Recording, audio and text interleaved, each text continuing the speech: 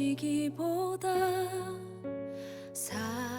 사랑이 넘치는 교회, 섬김을 원하기보다 섬김의 기쁨 알아가는 교회. 세상이 주목하기보다 주님이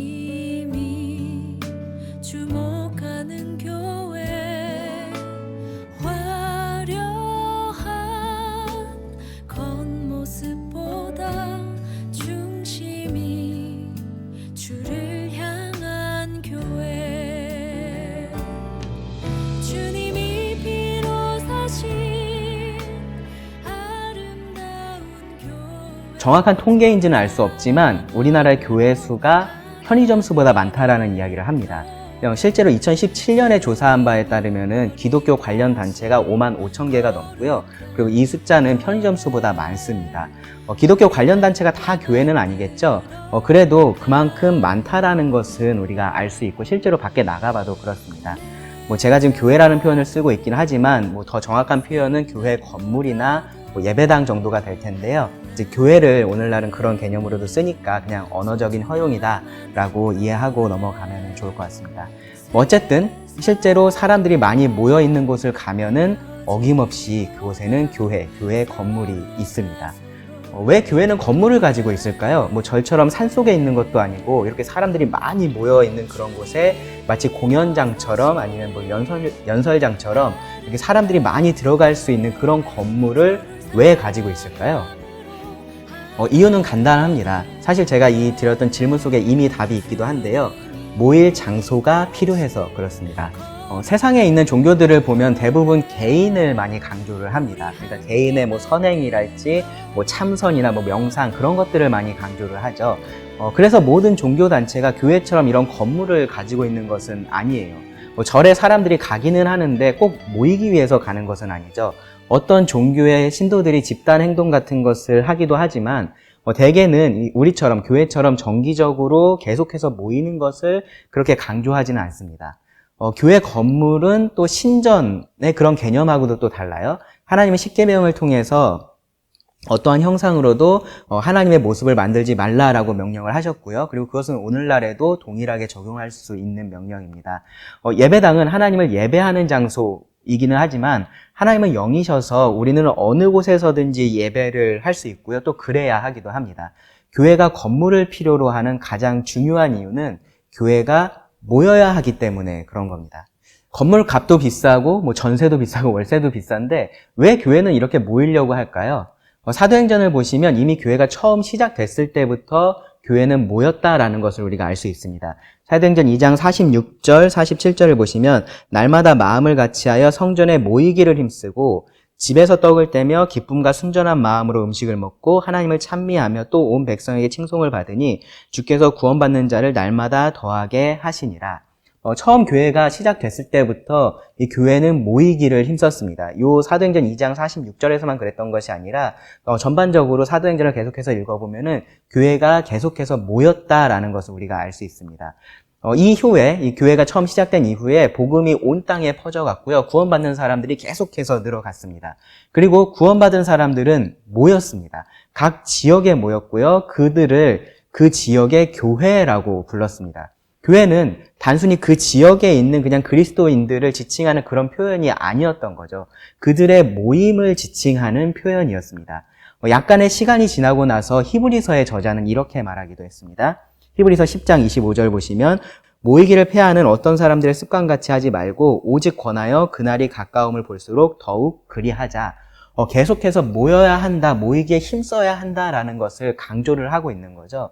왜 이렇게 교회는 모였을까요? 그리고 그렇게 모이려고 애를 썼을까요? 그 당시에도 모이는 게 쉽진 않았을 텐데요.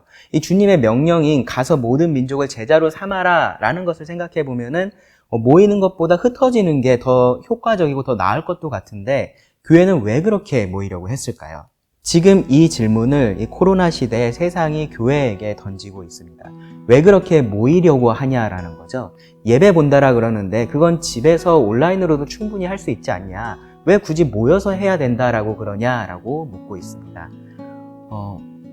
교회가 모이지 않는 게 뭐가 그렇게 큰일이냐라고 묻습니다. 세상의 기준에서 종교는, 기독교를 포함해서 종교는 삶에 있어서 뭐 좋은 것일 수는 있지만 필수적인 것은 아니니까 지금 이런 상황에서 감염의 위험을 감수하면서까지 모여야 할 이유를 전혀 이해를 할 수가 없는 겁니다.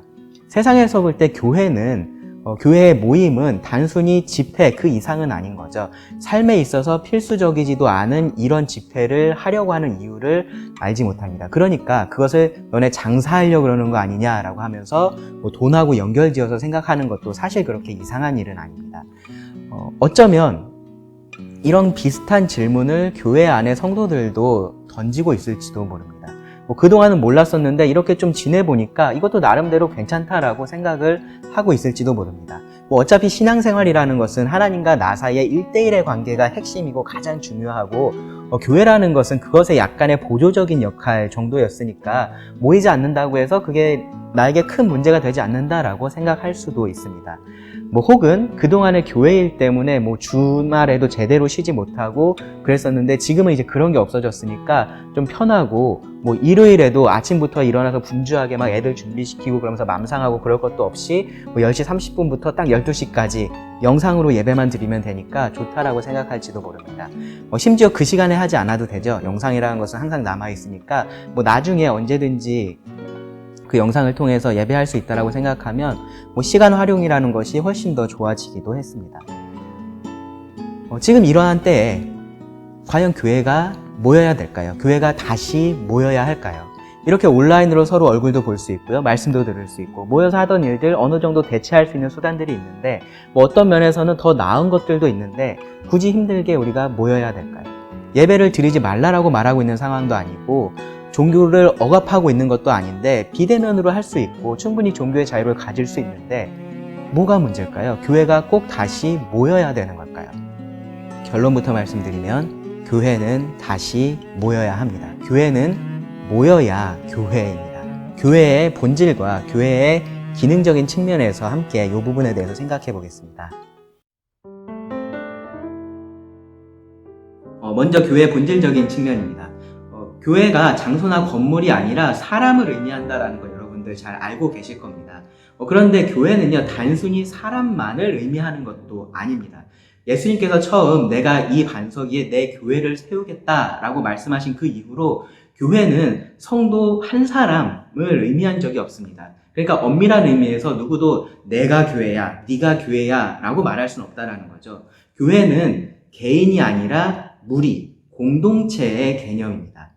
그리고 교회는요, 단순히 구원받은 사람들의 집합도 아니에요. 그러니까 무슨 아파트 입주민처럼 단순히 어떤 공통점을 가지고 있는 사람들을 통칭해서 부르는 그러한 표현도 아니라는 거죠. 교회는 유기적인 공동체를 말합니다.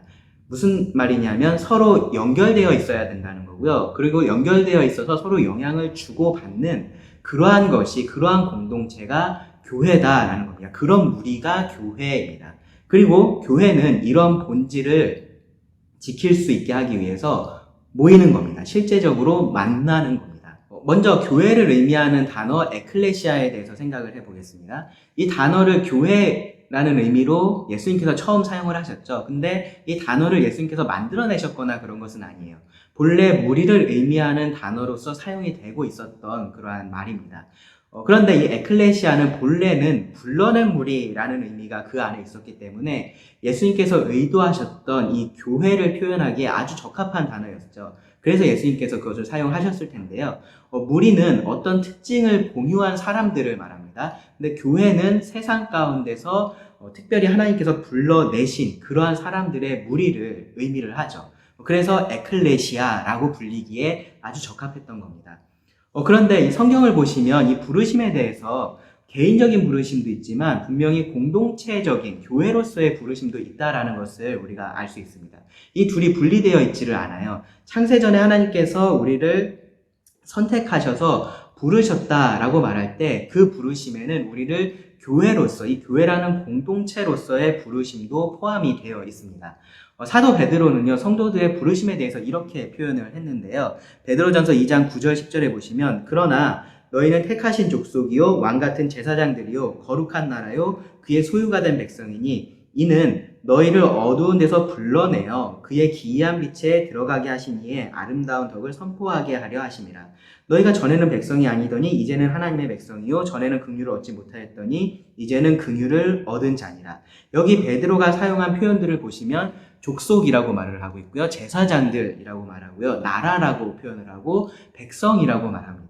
공동체를 지칭하는 표현인 거죠. 이 하나의 공동체로서 교회가 하나님의 부르심을 받았다라는 것을 말하는 겁니다. 그리고 이 교회라는 공동체로서 부르심을 받은 이 개인들은 아주 밀접하게 연결이 되어 있다라는 것을 또 우리가 성경을 통해서 알 수 있습니다. 신약 성경에 나오는 교회에 대한 여러 가지 표현들을 우리가 살펴보면 알 수 있는데요. 세 가지 정도를 살펴보겠습니다. 먼저는 가족입니다. 가족. 에베소서 2장 19절에 보시면 그러므로 이제부터 너희는 외인도 아니요 나그네도 아니요 오직 성도들과 동일한 시민이요 하나님의 권속이라 가족이라 라고 말씀을 합니다. 믿는 자들을 하나님의 자녀들이라고 말하죠. 하나님의 자녀들이라고 말할 때 그것은 꼭 하나님과 나 사이의 이러한 관계만을 의미하는 표현은 아니에요. 물론 그런 의미가 있지만 그것에 더해서 이 믿는 자들이 하나님이라는 한 아버지를 둔 형제 자매다라는 의미도 그 안에 포함이 되어 있습니다. 가족이라는 거죠. 그래서 예수님도 누구든지 하늘에 계신 내 아버지의 뜻대로 하는 자가 내 형제요 자매요 어머니이니라 라고 말씀을 하셨습니다. 교회는 가족인 겁니다. 성도는 가족의 일원입니다. 여러분, 가족이라는 것이 무엇일까요? 혈연으로 맺어져 있고 그리고 사랑으로 맺어져 있는 것이 가족입니다. 가장 가까이에 있으면서 서로를 도와주고 세워주고 격려해주는 그러한 아주 친밀한 관계에 있는 사람들을 우리가 가족이라고 말할 수 있습니다. 때로 잘못한 것이 있을 때는 진정으로 사랑하기 때문에 그것을 바로잡아 줄 수도 있는 그러한 관계가 바로 가족입니다. 교회가 그런 가족이라는 말입니다. 그리스도의 피로 그리고 아버지의 사랑과 자녀들 간의 사랑으로 맺어진 그러한 가족입니다. 여러분, 이런 가정이 있다라고 한번 생각해 보시기 바랍니다. 서로 절대로 만나지 않는 가족입니다. 만난 적도 없습니다. 서류상으로 그냥 아빠, 엄마, 아들, 딸 그렇게 구성되어 있는 가족이 있습니다. 이런 가족을 우리가 가족이라고 부를 수 있을까요? 이런 사람들을 우리가 가족이라고 부를 수 있을까요? 법적으로는 가족이라고 말할 수 있겠죠. 근데 위에서 말했던 그런 친밀한 관계로서의 가족이라고 말할 수는 없습니다. 떨어져 살면서 화상 통화를 하든 아니면 1년에 한두 번씩 무슨 만남을 갖든 그런 관계에 있는 사람들을 우리가 가족이라고 말하기는 정말로 어렵습니다. 그런 관계는 오래 지속되기도 굉장히 힘듭니다. 교회도 마찬가지인 거죠. 교회가 가족이라면 모이지 않는 관계, 만나지 않는 관계, 그래서 서로 연결되어 있지 않은 그러한 관계를 교회라고 부를 수가 없습니다. 다음으로 건물입니다. 에베소서 2장 20절에서 22절을 보시면 너희는 사도들과 선지자들의 터 위에 새 옷임을 입은 자라 그리스도 예수께서 친히 모퉁이 돌이 되셨느니라.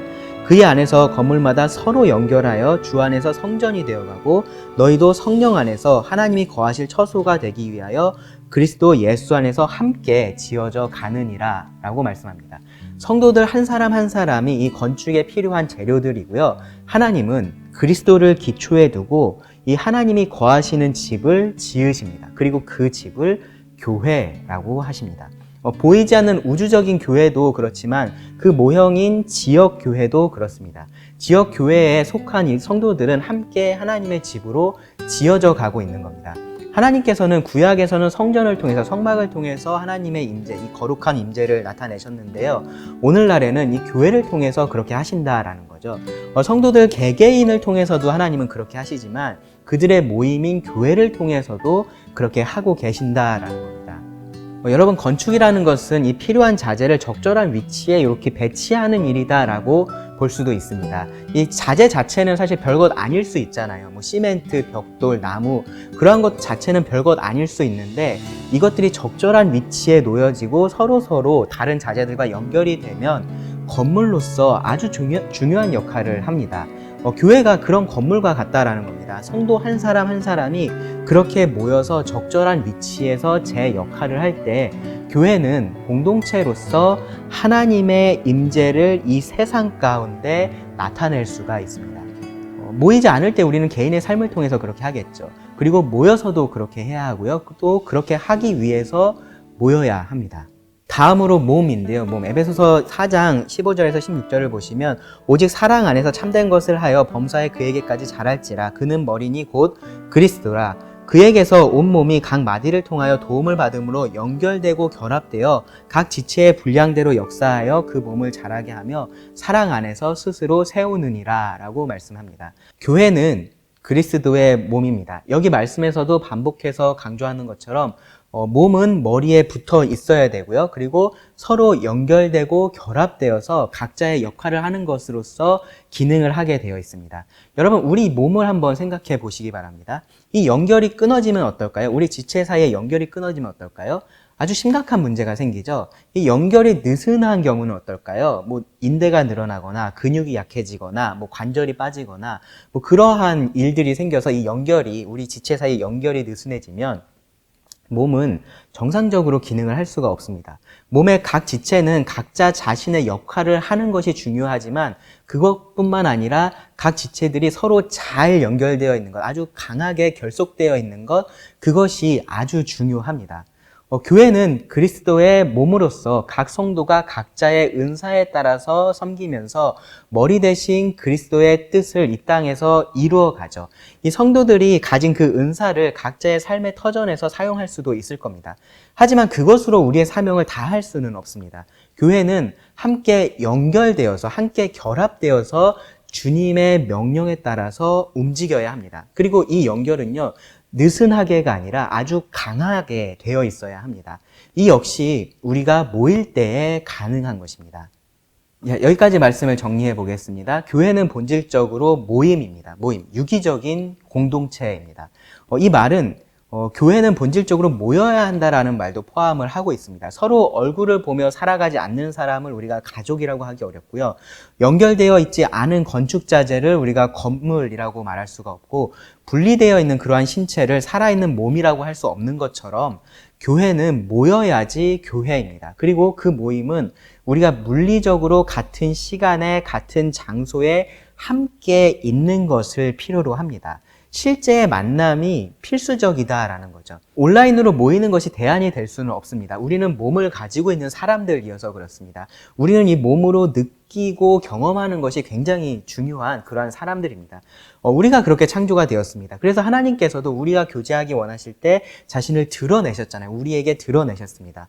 우리의 오감으로 느끼고 경험하는 것이 중요하고요. 그리고 우리의 관계라는 것은 그런 것들을 통해서 더욱더 친밀해지고 강하게 연결이 됩니다. 함께 교제하고 일하고 경험하는 그 모든 것들이 관계에 있어서 정말로 중요하다라는 거죠.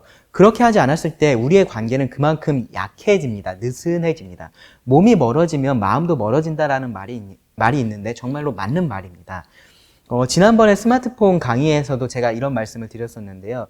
어떠한 매개체를 통해서 우리가 교제를 하는 것은 얼굴과 얼굴을 마주 보면서 하는 그러한 실제의 교제를 보조할 수는 있지만 대체할 수는 없습니다. 매개체를 통할 때 우리는 제한적일 수밖에 없기 때문인 거죠. 매개체를 통해서는 우리가 보여주고 싶은 것만 보여줄 수도 있고요. 보고 싶은 것만 볼 수도 있습니다. 전인격적인 교제가 온전히 이루어질 수가 없는 거죠. 그리고 우리는 그런 관계들을 중요한 관계로 여기지를 않아요. 어쩌면 지금 우리가 조금씩 그런 경험들을 하고 있을지도 모릅니다. 우리가 모이지 못한 지 지금 몇 개월이 지나면서 그동안 중요하게 생각했었던 이 교회 안에서의 관계, 이 성도들과의 친밀한 관계가 지금은 어쩌면 별것 아닌 것으로 여러분 느껴질 수도 있습니다. 강한 연결이 자연스럽게 느슨해진 거죠. 만나지를 않으니까요. 서로 영향을 주고받고 있지를 않으니까 한편으로는 상처받는 일도 없어서 좋을 수도 있지만 사랑도 없어지고 있고요. 관심도 사라지고 있습니다. 지난번에 우리가 코로나 관련해서 교회 안에서 설문조사를 했었을 때 성도님들이 이러한 어려움들에 대해서 많이 말씀을 하셨습니다. 우리가 더 노력해야 할 부분이 있기는 하지만요. 지금처럼 우리가 모이지 않는 이러한 상황이 계속된다면 계속해서 이러한 어려움들을 겪을 수밖에 없습니다. 우리가 본래 그러한 존재이기 때문에 그렇습니다. 그래서 교회는 모여야 합니다. 교회가 교회이기 위해서는 모여야 한다라는 거죠. 처음부터 교회가 모이지 않고 온라인으로 모여왔다라고 여러분 가정해 보시기 바랍니다. 그것을 우리가 교회라고 할 수 있었을까요? 서로 보여주고 싶은 모습만 보여주고요. 서로에 대한 어떠한 책임감도 없고 소속감도 없고 결속력도 없어서 그냥 여기저기 이 교회 저 교회를 옮겨 다닐 수 있는 그러한 모임을 우리가 교회라고 할 수 있을까요? 마음에 들지 않는 부분이 있으면 그냥 떠나기가 쉬운 겁니다. 그게 그렇게 어렵지 않습니다. 교회의 다른 지체들과 긴밀하게 연결이 되어 있지 않으니까 그런 겁니다. 그렇게 모인다고 해도 지식적으로 부족하지 않을 수는 있습니다. 하지만 실제적으로 사랑할 수는 없었을 겁니다. 관계 속에서 우리가 부딪히면서 사랑을 배우고 인내를 배우고 또 겸손을 배우고 그러한 것들이 가능하지 않았을 겁니다. 교회라고 할 수 없는 거죠. 교회의 본질을 생각해 볼 때 교회는 반드시 모여야 합니다. 다음으로 생각해 볼 것은 교회의 본질적인 기능에 대한 부분입니다. 특별히 은혜의 방편으로서 교회가 어떠한 역할, 어떠한 기능을 하는지 한번 생각해 보겠습니다. 여러분 올해 초에 들으셨던 이 은혜의 방편에 대한 말씀들 한번 다시 생각해 보시기 바랍니다. 우리는 모였을 때 나에게 필요한 하나님의 말씀을 들을 수 있습니다. 말씀이야말로 이 설교야말로 온라인으로 충분히 대체 가능한 것 아니야? 라고 여러분들 그렇게 생각하실 수 있지만 그렇지는 않습니다. 인터넷에 좋은 설교들이 많이 있지만 나를 개인적으로 그리고 이 교회의 한 지체로서 생각하고 돌아보는 그러한 목자들에게서 전해지는 말씀을 전인격적으로 정말로 들을 수 있는 곳은 우리가 교회로서 모였을 때 가능합니다. 개인적으로 하나님의 말씀을 가까이 하는 것이 정말로 중요합니다. 그래서 우리가 처음 코로나 때문에 모이지 못하게 됐을 때 이런 부분들을 많이 강조하기도 했었는데요. 그런데 하나님은 이 교회 안에 하나님의 말씀을 대언하는 자들을 세우셨다라는 것도 우리가 잊지 말아야 할 중요한 사실입니다. 하나님은 그들을 통해서 이 하나님의 교회를, 하나님의 양들을 먹이시는 거죠. 이 교회를 교훈하시고 책망하기도 하시고 바르게 하기도 하시고 의로 교육하기도 하시는 일을 이 교회에서 말씀을 전하는 자들을 통해서 이 교회에서 선포되는 말씀을 통해서 그렇게 하신다라는 겁니다. 말씀이라는 것은 하나님께서 하시는 것이고 우리가 듣는 겁니다. 이것이 올바른 방향입니다. 온라인으로 좋은 설교를 찾아서 듣는 것이 도움이 되기는 합니다. 도움이 되는 측면이 많이 있습니다. 그런데 이런 측면에서 약간의 단점도 있어요. 뭐냐면 하나님의 말씀을 우리가 선택해서 듣는다라는 겁니다. 온라인 설교는 내가 원하는 말씀을 많이 듣게 되고 내가 동의할 수 있는 그러한 말씀들을 주로 듣게 되죠. 결국은 내가 아는 것을 확인하는 차원에서 말씀을 많이 듣게 된다라는 겁니다. 그러니까 내가 뭔가 잘못하고 있는 것을 바로잡거나 혹은 나의 관심에서 멀어져 있는 어떤 것들을 다시 한번 일깨워서 내가 영적으로 잘할 수 있게 하거나 이제 그러한 일들을 어렵게 만들 수 있다라는 거죠. 음식을 먹는 것에 비유를 하자면 집에 있을 때는 어머니를 통해서 좋든지 싫든지 이 균형이 있는 그런 식사를 하게 되는데 자취를 하게 되면 그냥 입맛에 맞는 그런 음식만 계속 먹게 돼서 건강을 해치는 것하고 비슷한 겁니다. 교회 안에 있으면서 그 안에서 선포되는 말씀을 통해서 지속적으로 우리의 마음을 비춰야 하는데 이제 그러한 것들이 온라인으로만 설교를 듣게 되면 부족해질 수 있다는 겁니다. 그 은혜를 놓치기 쉬워진다라는 거죠. 우리는 모였을 때 정말로 마음을 합해서 서로를 위해서 기도를 할 수 있고요. 모였을 때 한 마음으로 하나님을 찬양하면서 또 서로를 이 찬양으로 격려하고 또 세워줄 수 있습니다. 하나님의 영광을 선포하고 또 우리의 하나됨을 견고하게 하고 그것을 세상 가운데 선포할 수가 있습니다. 모였을 때 우리는 비로소 온전한 그러한 교제를 나눌 수가 있습니다. 서로를 진실되게 바라볼 수 있고요. 대화를 나눌 수가 있습니다. 각자가 경험한 하나님을 나누고 서로를 위로하고 세워줄 수가 있습니다. 때로는 죄를 대면할 수도 있는 거죠. 모였을 때 우리는 서로를 섬길 수 있고 사랑을 나눌 수 있습니다. 예수님께서 십자가를 앞두고 제자들에게 강조하셨던 것 중에 하나가 뭐였냐면은 사랑으로 하나 되는 것이었어요. 사랑으로 하나 되는 것.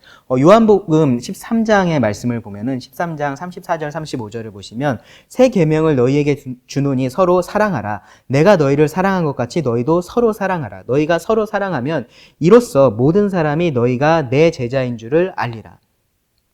요한복음 17장 23절은요. 곧 내가 그들 안에 있고 아버지께서 그 안에 계시어 그들로 온전함을 이루어 하나가 되게 하려 함은 하나님께서 나를 보내신 것과 또 나를 사랑하심 같이 그들도 사랑하신 것을 세상으로 알게 하려 함이로소이다. 이 세상이 예수님을 알게 하고 하나님의 사랑을 알게 하는 것은 바로 교회가 사랑으로 하나 될 때 그것이 가능하다라는 거죠. 이것을 분명하게 보여줄 수 있는 곳이 바로 각 지역에 있는 교회들입니다. 교회가 함께 모여서 세상에서는 찾아볼 수 없는 그러한 사랑으로 하나가 될 때에 세상은 하나님을 알게 될 겁니다. 우리가 모이지 않으면 그러한 빛을 이 세상 가운데 비출 수가 없습니다. 모였을 때 우리는 주의 만찬을 우리의 모든 감각을 통해서 참여하면서 주의 죽으심을 주가 오실 때까지 기념하면서 선포할 수가 있습니다. 모였을 때에 우리는 새로운 성도가 교회에 더해지는 그러한 기쁨을 함께 누리면서 복음을 고백할 수가 있습니다. 이 모든 것들을 통해서 우리는 더욱더 하나님에게 가까이 나아가고요. 그 하나님의 은혜를 누릴 수 있습니다. 우리가 모이지 않는다면, 우리가 계속해서 모이지 않는다면 하나님께서 이 교회를 통해서 베푸시는 이러한 은혜에서 우리가 점점점 멀어지게 되는 거고요. 그 은혜를 온전히 누리지를 못하게 되는 겁니다. 하나님의 교회가 하나님의 은혜를 누리지 못하는 것이 괜찮을 수가 없습니다. 작은 은혜, 간접적인 은혜에 우리가 만족할 수가 없습니다. 우리는 하나님께 더 가까이 나아가야 되고요. 그 은혜를 더 풍성하게 맛보고 그래서 더 감사하면서 찬양하기 위해서 모여야만 하는 겁니다. 이러한 은혜 없이 그리스도의 지상 명령에 우리가 순종할 수 없습니다. 하나님의 풍성한 은혜 가운데 거하는 자가 그 은혜를 나눌 수 있는 겁니다. 모이는 것은 교회가 하는 많은 일들 중에 하나가 아니라 교회의 본질에 속한 부분이고 교회가 본질적으로 가지고 있는 그러한 기능, 역할과 관련된 부분입니다. 그래서 참된 성도라면 자연스럽게 모이기를 추구합니다. 이 교회에 속해 있기를 원합니다. 여러 가지 이유 때문에 지역교회에 속해 있지 않은 성도들도 있죠. 그런 성도들을 지역교회에 속해 있지 않다는 이유로 구원받지 않았다라거나 그렇게 말할 수는 없습니다. 하지만 그들도 정말로 참된 성도라면 이 참된 성도들의 모임인 교회에 속해 있기를 원할 겁니다. 그런 마음은 분명히 있을 겁니다. 지금 코로나로 모이지 못하고 있는 이런 상황에서도 마찬가지입니다. 교회는 모여야 하고요. 그리스도의 교회는 모이고 싶어 하는 그러한 열망을 가지고 있습니다. 그럼에도 불구하고 지금 우리 교회는, 유평교회는 모이지 않기로 결정을 하고 모이지 않고 있습니다. 그 이유는 우리가 모이지 않아도 괜찮아서가 아닙니다. 우리가 모이지 않기로 결정한 이유는요, 우리가 속한 이 사회 안에서 우리가 지니고 있는 책임이 있기 때문이고, 그리고 그것을 다하는 것 역시 하나님께서 원하시는 일이라고 우리가 확신하고 있기 때문에 그렇습니다. 이것이 지금 우리가 드릴 수 있는 최선의 예배, 합리적인 예배라고 우리가 믿고 있기 때문에 그렇습니다. 그리고 이 잠시의 기간 동안은 하나님께서 허락하신 여러 가지 수단들을 통해서 이 부족한 부분들을 우리가 어느 정도는 채울 수 있다라고 믿기 때문에 그렇습니다. 절대로 우리가 모이지 않아도 괜찮아서, 지금 이 상태로도 충분히 괜찮아서 이렇게 하고 있는 것이 아닙니다. 지금 우리는 일시적으로 모이지 못하고 있습니다. 그런데 이것이 만약에 계속되면 1년이 지나가고 5년, 10년이 된다면 결국 우리는 교회이기도 멈추게 될 겁니다. 우리는 여전히 구원받은 성도이기는 할 겁니다. 하지만 가족의 사랑을 느낄 수 없는 그런 탕자처럼, 건물에서 떨어져 나간 그러한 건축자재처럼, 몸에서 분리된 지체처럼 그렇게 될 겁니다. 본질적으로 교회는 이렇게 존재할 수가 없습니다. 유기적인 공동체이기 때문에 그렇습니다. 교회가 그래서 다시 모이려고 하는 것은요, 그냥 친한 사람들 못 보니까 그게 아쉬워서 그러는 게 아닙니다. 세상 사람들이 말하는 것처럼 목사들이 돈이 필요해서 그런 것도 아니에요. 그냥 그동안에 우리가 모여왔으니까 다시 모여야지라고 그냥 그렇게 생각하고 있는 것도 아닙니다. 교회가 교회이기 위해서는 모여야만 합니다. 본질적으로도 그렇고요, 기능적으로도 그렇습니다. 온라인이나 다른 형태의 모임들이 보조적인 역할은 할 수 있습니다. 하지만 물리적으로 같은 시간에 같은 장소에서 우리가 함께하는 그것을 대체할 수는 없습니다. 삶의 예배가 물론 중요합니다. 그래서 그런 것들을 많이 강조했었고요. 우리가 모이지 않을 때 사실 오히려 그런 것들을 더 많이 강조하기도 했었죠. 하지만 성경은 그런 예배만을 예배라고 말하고 있진 않아요. 어느 곳에서나 예배할 수 있고 어느 방법으로도 우리가 예배할 수 있습니다. 하지만 그 모든 것이 우리가 모이는 것, 우리가 함께 모여서 하는 이 모든 것들을 대체하는 것들은 아닙니다. 각처에 흩어져 사는 우리들이 모일 때에 우리는 하나님께서 이 교회를 통해서 베푸시는 그 은혜를 풍성하게 누릴 수가 있고요. 그렇게 그리스도께서 주신 이 지상 대명령에 순종할 수 있는 튼튼한 기초를 놓을 수가 있습니다. 그러면 교회가 지금 모이지 않기로 결정한 지금은 우리가 어떻게 해야 될까요? 당연한 얘기지만요. 모이기를 여러분 계속해서 소망하시고 그것을 바라시기 바랍니다. 그리고 이 현재의 상황에서 좋은 교회가 되도록 노력하시기 바랍니다. 나 개인의 신앙뿐만 아니라 교회로서 내가 무엇을 할 수 있는지를 고민을 해봐야 합니다. 처음 코로나 때문에 우리가 모이지 못하게 됐었을 때 이 개인의 신앙에 대해서 많이 강조를 했었어요. 바로 서는 것에 대해서 많이 강조를 했었는데요. 지금 우리가 또 생각해 봐야 될 것은 뭐냐면은 바로 교회로서 내가 어떻게 지금 하고 있느냐입니다. 교회의 사역이 멈추고요. 그래서 몸이 편하니까 좋다라고 여러분 나태해지시면 안 됩니다. 여전히 교회로서 내가 무엇을 할 수 있을지, 어떠한 역할들을 할 수 있을지 꼭 생각해 보시고 할 수 있는 일들을 여러분 해 보시기 바랍니다. 지금 상황에서 여러 가지 고려해야 할 것들이 있을 거고요. 조심해야 할 부분들도 있을 겁니다. 각자 처한 상황들이 다르고요. 또 특별히 직장 문제 때문에 더 조심하고 계시는 그런 성도님들도 계실 거라고 생각합니다. 그런 것들을 여러분 충분히 고려하셔야 됩니다. 하지만 그렇다고 해서 그냥 교회와 관련된 모든 것들을 그냥 놓아버려서는 안 됩니다. 하나님께서 허락하신 이런 상황 속에서 내가 어떻게 더 하나님께 가까이 가고 또 하나님의 은혜를 누리고 그 은혜를 성도들과 함께 또 이 세상과 함께 누릴 수 있는지를 생각해 보셔야 됩니다. 개인적으로 느슨해지지 마시고요. 계속해서 말씀과 기도에 힘 쓰시기 바랍니다. 교회에서 제공되는 온라인 예배나 그런 모임들에 여러분 최대한으로 그리고 적극적으로 참여하시기 바랍니다. 개인적으로 다른 성도들하고 연락하고 하는 일들에 힘쓰시고요. 또 이 소그룹들도 다시 대화들을 여러분 시작해 보시기 바랍니다. 기도 제목을 나누고 간증을 공유하시기 바랍니다. 느슨한 끈이라도, 지금 이러한 것들은 느슨한 끈입니다. 느슨한 끈이라도요, 그것을 3겹줄, 4겹줄, 5겹줄로 만들어서 정말로 단단하게 하려는 그러한 노력이 지금 절실히 필요한 때입니다. 우리 이대로 모이지 않아도 괜찮은가에 대한 성경의 대답은 괜찮지 않다입니다. 괜찮지 않습니다. 정말로 다시 만나기를 간절히 소망을 합니다.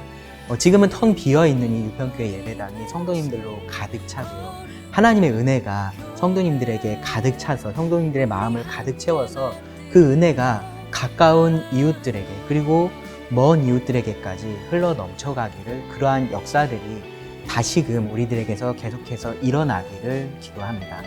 우리가 다 그런 마음으로 다시 모이기를 소망하면서 지금 이 특별한 시기를 정말로 의미 있게 보낼 수 있기를 간절히 기도합니다.